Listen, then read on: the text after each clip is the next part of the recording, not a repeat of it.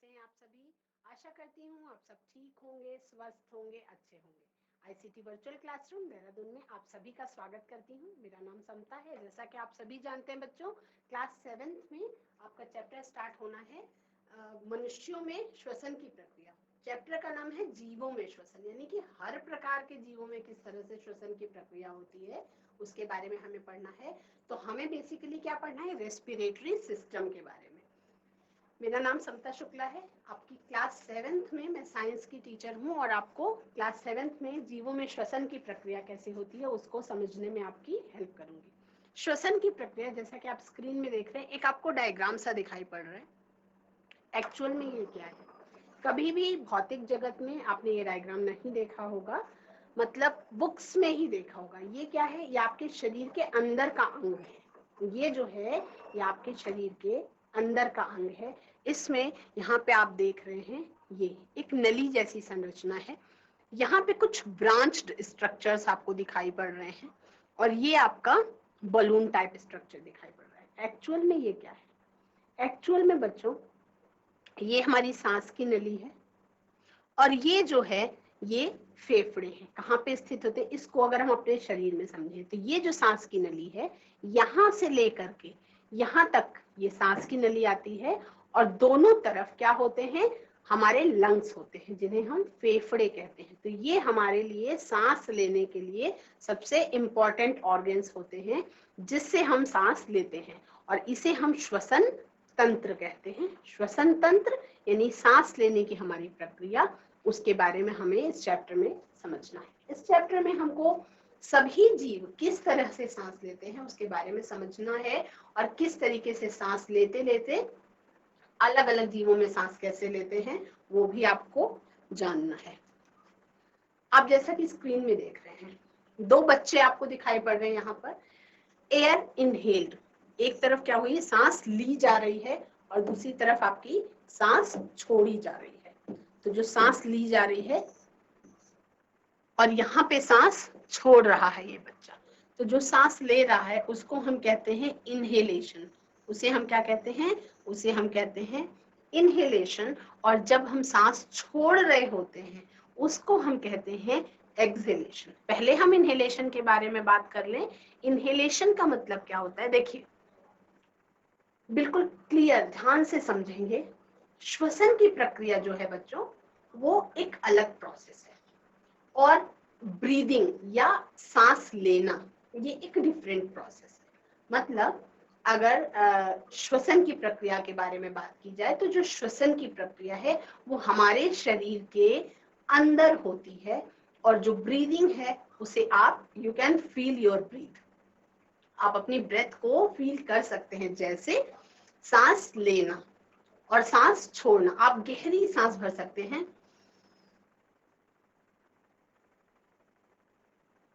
तो आपने सांस ली, सांस को होल्ड किया और सांस को छोड़ दिया। तो सांस लेते समय हम अपने शरीर के अंदर क्या लेके जाते हैं, सांस छोड़ते समय हम अपने शरीर से बाहर कौन सी गैस छोड़ते हैं और सांस लेने और सांस छोड़ने के बीच में हमारे शरीर के अंदर क्या प्रक्रिया होती है। तो जो हमारे शरीर के अंदर प्रक्रिया होती है वो रेस्पिरेशन कहलाती है, यानी कि श्वसन की प्रक्रिया कहलाती है। और जो हम सांस लेते और छोड़ते हैं उसे हम ब्रीदिंग कहते हैं। ब्रीदिंग यानी कि सांस लेना और सांस छोड़ना। तो सांस लेना और छोड़ना हर कोई महसूस कर सकता है, आप भी करके देख सकते हैं। आप कितनी भी देर तक सांस खींचे, बहुत गहरी सांस आप खींचेंगे लेकिन आप उसको होल्ड करने के लिए केवल 30 सेकेंड्स तक, मैक्सिमम 60 सेकेंड्स तक, बहुत जिसके लंग्स स्ट्रॉन्ग हैं वो 1.5 मिनट तक ही सांस को होल्ड कर सकता है, रोक सकता है। और इस प्रोसेस को आप ट्राई भी कर सकते हैं। आप सांस लें, गहरी लंबी सांस खींच के लीजिए, तो उस समय क्या होगे, आप अपने शरीर में हवा को भर रहे हैं। शरीर का मतलब आप इस नली की सहायता से, नाक से सांस को लेते हैं, नली की सहायता से यहाँ पे हवा जाती है और इस तरह से यहाँ से हवा गई और ऐसे आपकी नाक से होते हुए ये विंड पाइप के थ्रू सांस की नली के द्वारा अंदर जाती है और उसके बाद दोनों किधर की तरफ मूव कर जाती है, दोनों आपके फेफड़ों की तरफ ये सांस चली जाती है और फेफड़ों के अंदर जो है फुफ्फुस कोशिकाएं होती हैं। जैसा कि आपने पहले वाले डायग्राम में देखा था कि सांस की नली से जुड़े हुए दो बैग लाइक स्ट्रक्चर ऐसे होते हैं जिनको हम कहते हैं लंग्स या फेफड़े। तो जब हम सांस लेते हैं, हम गहरी लंबी सांस अंदर को भरते हैं, तो फेफड़े जैसे बलून होता है, बलून को जब आप फूंक करके फुलाते हैं तो क्या होता है, गुब्बारा फूल जाता है। ठीक उसी उदाहरण को समझते हुए समझेंगे कि जब हम सांस अंदर को लेते हैं तो हमारे फेफड़े क्या होते हैं, एक्सपेंड होते हैं। गुब्बारे को फुलाने पे क्या होता है, गुब्बारा एक्सपेंड हो जाता है, फैल जाता है ना। ठीक उसी तरह से हमारे फेफड़े भी सांस लेते समय फैल जाते हैं। और जब फेफड़े सांस लेते समय फैलते हैं तो उस समय पे यहाँ पे नीचे डायाफ्राम होता है जो नीचे की तरफ मूव करता है। अब इसके बारे में हम आगे समझेंगे जब हम श्वसन की प्रक्रिया में अच्छी तरह से समझने लगेंगे। तो ब्रीदिंग की टेक्निक का मतलब है कि एयर इनहेल करना और एक्सहेल करना, सांस को लेना और सांस को छोड़ना, ये दोनों प्रक्रियाओं को मिल करके हम ब्रीदिंग की प्रोसेस को समझ सकते हैं। तो सांस लेने और छोड़ने की प्रक्रिया को हम क्या कहते हैं, हम ब्रीदिंग कहते हैं, सांस लेने और छोड़ने की प्रक्रिया। हम सांस क्यों लेते हैं, एक क्वेश्चन आता है, व्हाई डू वी रेस्पायर, हम सांस क्यों लेते हैं। हम सांस इसलिए लेते हैं बच्चों, when we are eating, sleeping और रीडिंग वी रिक्वायर एनर्जी। जब भी हम सो रहे होते हैं, हम खा रहे होते हैं, इवन खाते समय भी, सोते समय भी हमें ऊर्जा की आवश्यकता होती है, हमें एनर्जी की जरूरत होती है ना। तो हम कह सकते हैं, जैसे मैं आपको पढ़ा रही हूँ, आप पढ़ रहे हैं, पॉइंट्स को नोट कर रहे हैं, आप केवल देख रहे हैं, आप एक क्लास से दूसरी क्लास में जा रहे हैं, किसी टीचर से बात कर रहे हैं, आप घर से स्कूल आ रहे हैं, स्कूल से घर जा रहे हैं, यानी एवरी एक्टिविटी नीड्स एनर्जी। हर प्रकार की प्रक्रिया को करने के लिए आपको किस चीज की आवश्यकता होती है, या जीव आपके शरीर के अंदर और शरीर के बाहर जितनी भी प्रक्रियाएं हो रही हैं, वो सारी प्रक्रियाओं को परफॉर्म करने के लिए ऊर्जा की आवश्यकता होती है, एनर्जी की जरूरत होती है। तो किसी भी प्रकार के कार्य को करने के लिए क्या चाहिए हमें, किसी भी प्रकार के कार्य को करने के लिए हमें ऊर्जा चाहिए। अब ऊर्जा जो है, the food has stored energy which is released during respiration। हम जो खाना खाते हैं, देखिए श्वसन का और हमारे भोजन का बहुत डायरेक्ट संबंध है। हम खाना खाते हैं, डाइजेस्टिव सिस्टम के द्वारा पच जाता है भोजन, ये सभी को पता है। और जब से हम जन्म लेते हैं, जन्म लेने के बाद या जन्म से पहले से ही, जब से हम माँ के पेट में आते हैं, तब से लेकर के और मृत्यु तक हम निरंतर सांस ले रहे हैं। मतलब अगर किसी की सांस चल रही है, बैठते हैं, सांस रुक गई, सांस रुक जाने का मतलब क्या है कि व्यक्ति मृत हो गया, डेड हो गया। तो यानी कि अगर वो जीवित है तो वो सांस ले रहा है।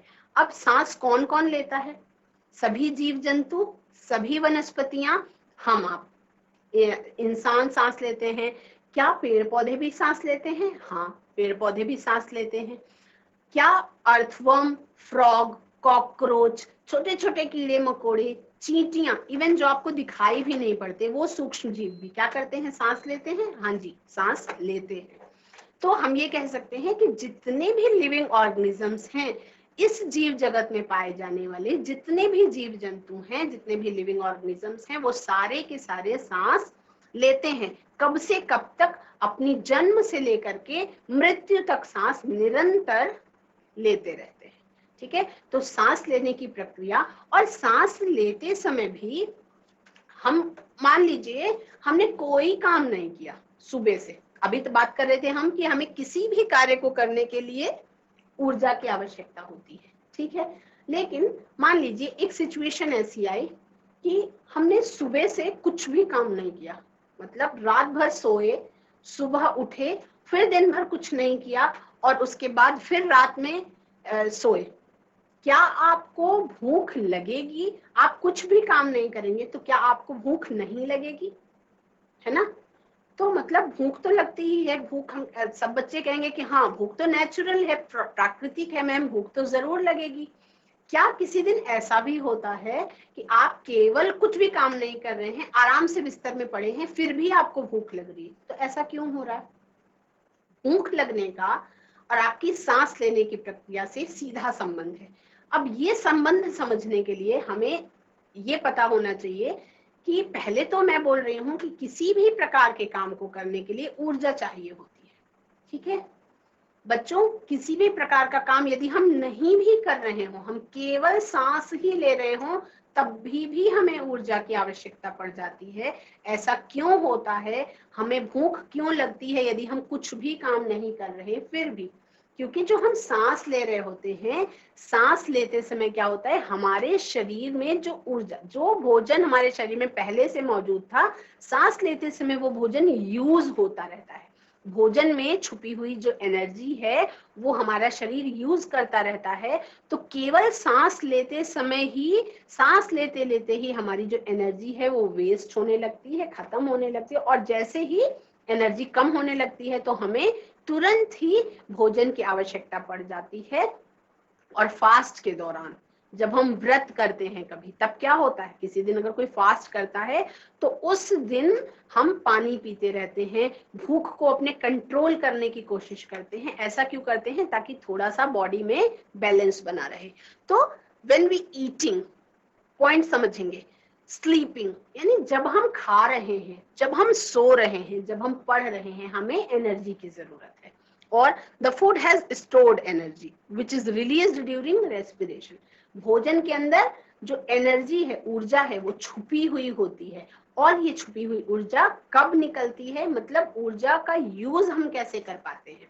अगर हम खाना खा रहे हैं तो ऊर्जा का यूज हम तभी कर पाएंगे जब श्वसन की प्रक्रिया पूरी होगी या रेस्पिरेशन की प्रोसेस कंप्लीट होगी। अब all living organisms respire to get energy from food. सभी जीव जंतु, सभी वनस्पतियां क्या करते हैं? रेस्पायर करते हैं, सांस लेते हैं। किस काम के लिए सांस लेते हैं? ये भोजन से ऊर्जा प्राप्त करने के लिए सांस लेते हैं। मतलब पॉइंट अभी आपको उलझने वाला लग रहा होगा, क्लियर समझ में नहीं आ रहा होगा कि जब हम खाना खाते हैं और जब हम सांस लेते हैं तो इन दोनों में आपस में क्या संबंध है? बहुत ही सीधा संबंध है बच्चों। एक कहानी की तरह याद कर लेंगे। हम खाना खाते हैं, हमारे भोजन में कुछ ऐसा, मतलब एनर्जी छुपी हुई होती है। हम भोजन जो खाते हैं उसमें एनर्जी छुपी हुई होती है और उस एनर्जी को यूज करने के लिए, बाहर करने के लिए, जैसे अगर आपको मनी, मान लीजिए आपके पापा जॉब करते हैं, सैलरी आती है उनके बैंक अकाउंट में, तो बैंक अकाउंट में सैलरी आती जाए, लेकिन अगर आपको शॉपिंग करनी है तो उसके लिए क्या करना होगा? आपको बैंक के खाते से पैसे निकालने पड़ते हैं। ठीक उसी तरह से जब हम खाना खाते हैं तो खाना हम खाते जाएंगे, लेकिन उस खाने को खाने के बाद एनर्जी हमें कैसे मिलेगी? अगर हम सांस लेते रहेंगे तो हमें एनर्जी मिलती रहेगी। अब इसके पीछे का जो कॉन्सेप्ट है, जो राज है, जो हिडन नॉलेज है, वो क्या है कि जब हम खाना खाते हैं हमारे खाने में ऊर्जा छुपी हुई होती है। ठीक है, जटिल आप सबने क्लास 6 में ही पढ़ा था, प्रोटीन, कार्बोहाइड्रेट, मिनरल्स, फैट्स के बारे में, विटामिन्स के बारे में। तो ये जो पोषक तत्व होते हैं ये आपके शरीर में भोजन के रूप में पहुंचते हैं। पोषक तत्व जो हैं वो आपके शरीर में भोजन के रूप में पहुंचते हैं। तो उन पोषक तत्वों को हमारा शरीर सांस के द्वारा, यानी जैसे हमने क्या करते हैं, हम सबसे पहले क्या करते हैं, सांस लेने की प्रक्रिया को समझेंगे। हम सबसे पहले सांस लंबी खींचते हैं, गहरी। ठीक, जब हमने लंबी गहरी सांस खींची तो हम अपने सांस में कोई ऐसी चीज अपने शरीर के अंदर ले जा रहे हैं जो हमारे जीवित रहने के लिए जरूरी है। तो कोई बच्चा क्या बता सकता है कि हम सांस खींचते समय अपने सांस में क्या चीज लेके जाते हैं अंदर, जो हमारे जीवन के लिए आवश्यक है? वो एक प्रकार की गैस होती है।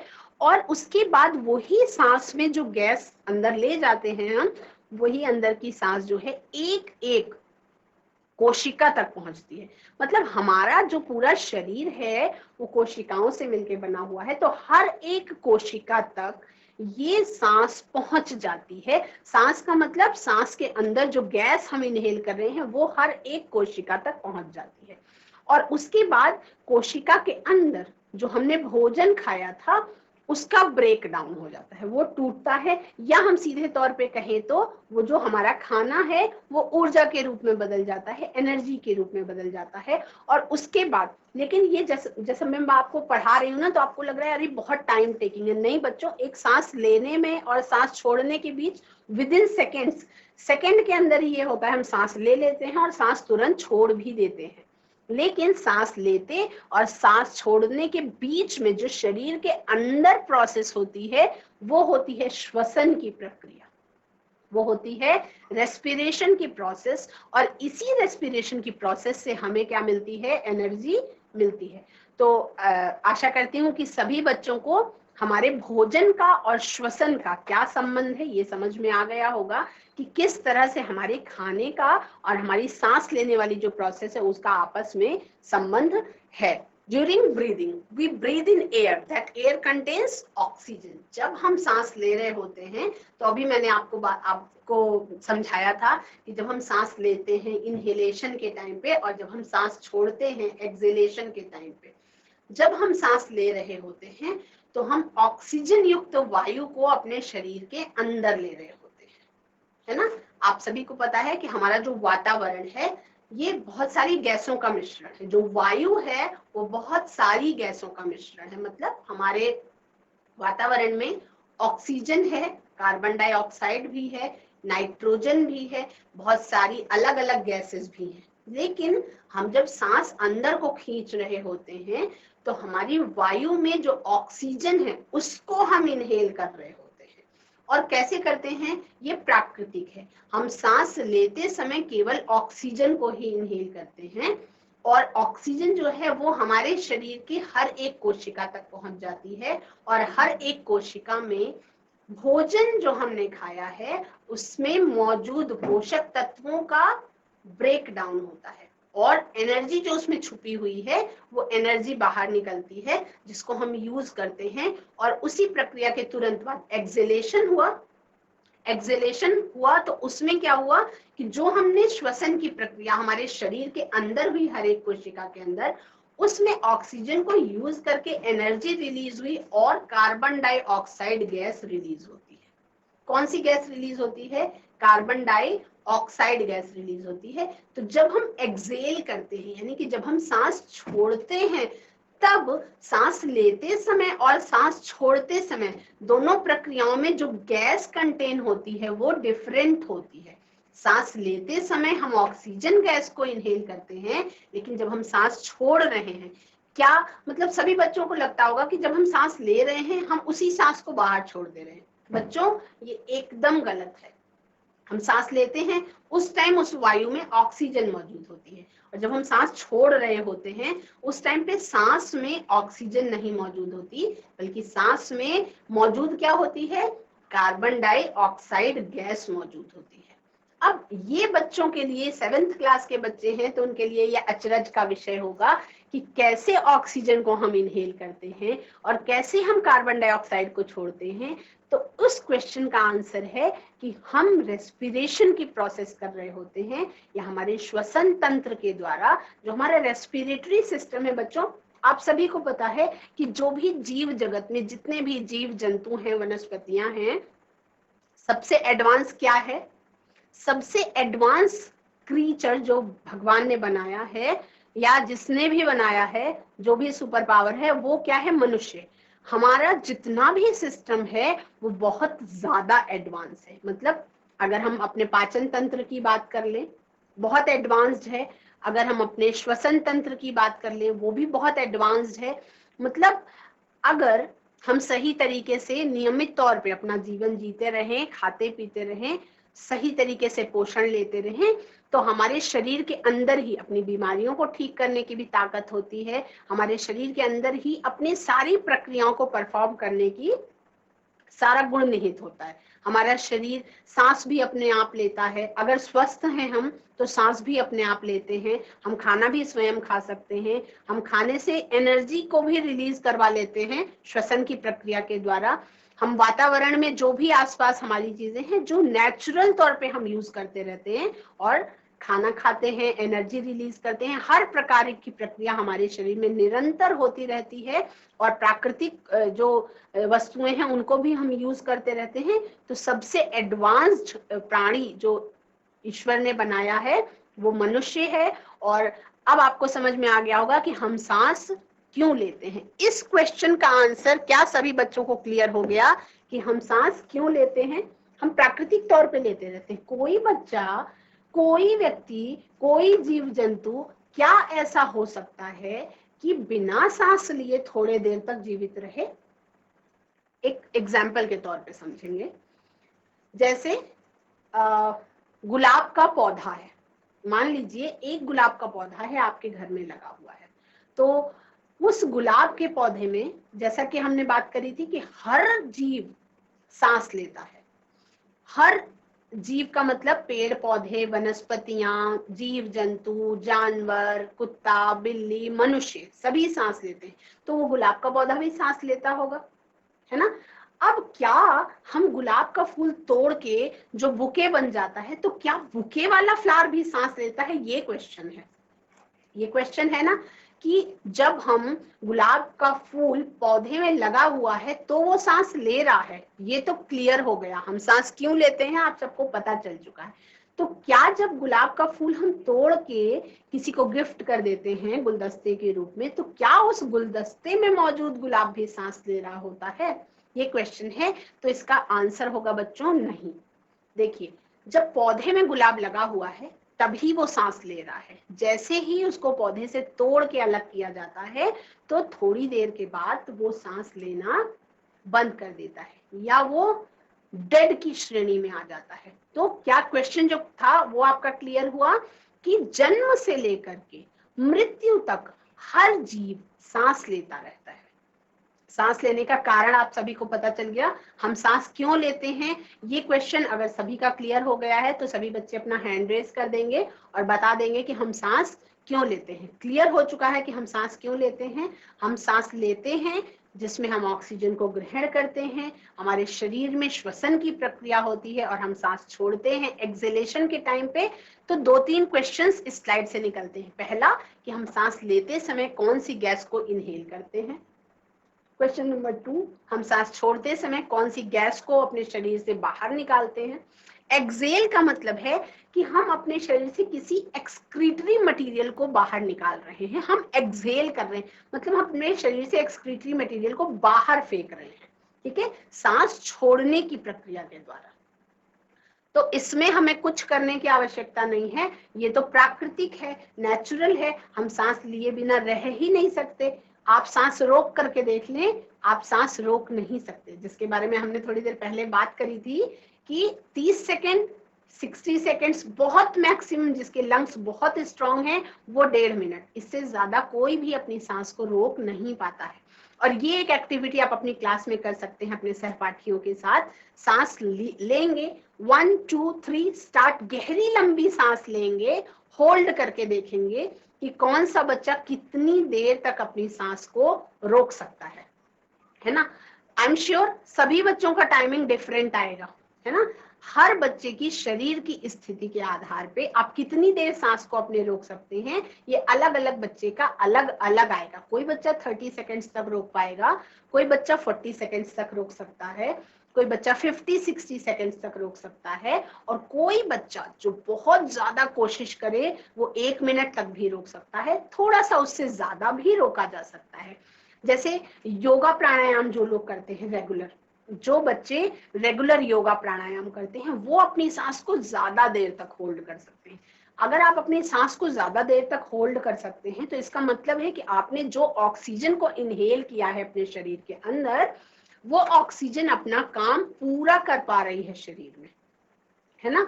जितनी देर आप होल्ड करके रखते हैं उतनी देर आपके शरीर के अंदर क्या होती है, रेस्पिरेशन की प्रोसेस हो रही होती है, यानी कि श्वसन की प्रक्रिया हो रही होती है हर एक कोशिका में। तो आपको इस चैप्टर में हम सांस क्यों लेते हैं ये समझ में आ गया। तो हम सांस लेने के बाद जो श्वसन की प्रक्रिया करते हैं अपने शरीर में उसके बारे में आपको समझना है। तो इस चैप्टर में आपका व्हाई डू वी रेस्पायर, ये क्वेश्चन का आंसर अगर आपका क्लियर हो गया है तो हम आगे बढ़ेंगे और हम देखेंगे we breathe out air which is rich in carbon dioxide. अब ये आप सभी बच्चे नोट कर लेंगे, ये आप सभी बच्चों को नोट करना है कि ऑक्सीजन और कार्बन डाइऑक्साइड को हम क्या करते हैं, ऑक्सीजन और कार्बन डाइऑक्साइड को हम सांस लेते समय अंदर लेते हैं और सांस छोड़ते समय रिलीज करते हैं। हम सांस छोड़ते समय कार्बन डाइऑक्साइड रिलीज करते हैं और सांस लेते समय हम ऑक्सीजन को इनहेल करते हैं, सांस छोड़ते समय एक्सहेल करते समय हम कार्बन डाइऑक्साइड को बाहर छोड़ते हैं। ये पॉइंट सभी बच्चे नोट कर लेंगे।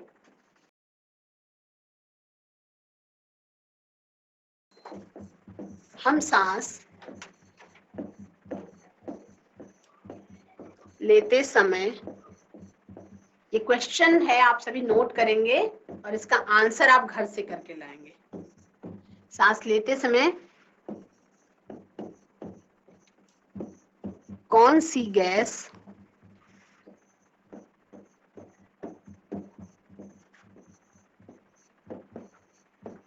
अंदर लेते हैं, और दूसरा क्वेश्चन है हम सांस छोड़ते समय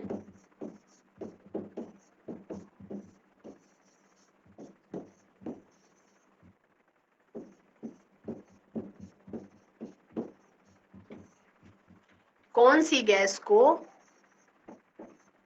बाहर छोड़ते हैं।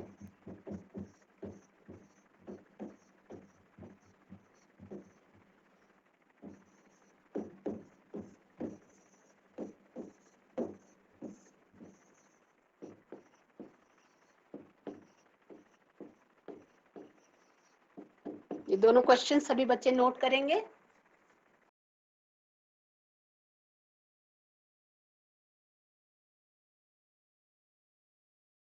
आई थिंक आप सभी बच्चों ने नोट कर लिया होगा कि हम सांस लेते समय कौन सी गैस को अपने शरीर के अंदर लेते हैं और सांस छोड़ते समय कौन सी गैस को अपने शरीर से बाहर छोड़ते हैं। तो व्हाई डू वी रेस्पायर, इस क्वेश्चन का आंसर सभी बच्चों को क्लियर हो गया होगा। अगर आपको इसमें अभी भी किसी प्रकार की कोई कंफ्यूजन है, आप कहीं क्लियर नहीं हो पा रहा है, कुछ कंफ्यूजन है, तो आप चैट के माध्यम से, आपके पास जो ऑप्शंस हैं, आप चैट के माध्यम से मुझसे क्वेश्चन कर सकते हैं, आप हैंड रेज के माध्यम से क्वेश्चन कर सकते हैं, मतलब आप अपने हाथ खड़े कर सकते हैं कि मैम ये समझ में नहीं आया है, आप उस क्वेश्चन का आंसर मुझसे ले सकते हैं। और हम सांस क्यों लेते हैं, ये जो पहेली थी सभी बच्चों की, आई होप ये क्लियर हो गई होगी कि हम सांस क्यों लेते हैं। सांस लेने के देखिए एक बेसिक कॉन्सेप्ट को हमेशा अपने ध्यान में रखेंगे बच्चों। बेसिक कॉन्सेप्ट ये है कि जो भी इस प्रकृति में हो रहा है ना, आप साइंस के स्टूडेंट हैं, मतलब साइंस पढ़ रहे हैं इस क्लास में हम, तो साइंस में, साइंस का क्या काम है, जो भी प्राकृतिक घटनाएं हो रही हैं वो क्यों हो रही हैं उसके बारे में जानकारी लेना, है ना। तो ये मान के चलेंगे कि जो कुछ भी हो रहा है उसके पीछे कोई ना कोई कारण है। तो विज्ञान विषय का क्या काम है, उसके पीछे के कारण को पता करना, है ना। तो आज के लेसन में आपने क्या देखा, व्हाई डू वी रेस्पायर, हम सांस लेते हैं, ये तो परम सत्य है कि जितने भी जीव हैं, जितनी भी वनस्पतियां हैं, मतलब लिविंग ऑर्गेनिजम्स की बात हो रही है, जो जीवित है, जीवित है तो मतलब सांस ले ही रहे हैं एकदम। अगर वो बिस्तर में पड़े हुए हैं, बहुत ज्यादा बीमार हैं, तो भी वो सांस ले रहे हैं। जो सांस नहीं ले पाते और जिंदा हैं, उनको आर्टिफिशियली सांस दी जाती है, ऑक्सीजन का मास्क लगा दिया जाता है फेस पे और फिर सांस दिलवाई जाती है। लेकिन ऐसा संभव ही नहीं है कि बिना सांस लिए कोई जीवित रह सके। सांस लेना बंद का मतलब जीवन खत्म, मतलब व्यक्ति मर चुका है, डेथ हो चुकी है उसकी, तभी सांस लेना बंद हो जाता है। तो हम रेस्पायर करते हैं। ये क्लियर हो गया सभी बच्चों को कि पेड़ पौधे, वनस्पतियां, मनुष्य, अब मनुष्य कहीं का भी हो सांस लेता ही है, पेड़ पौधे कैसे भी हो सांस लेते ही हैं, सूक्ष्म जीव कितना भी सूक्ष्म हो सांस ले रहा है।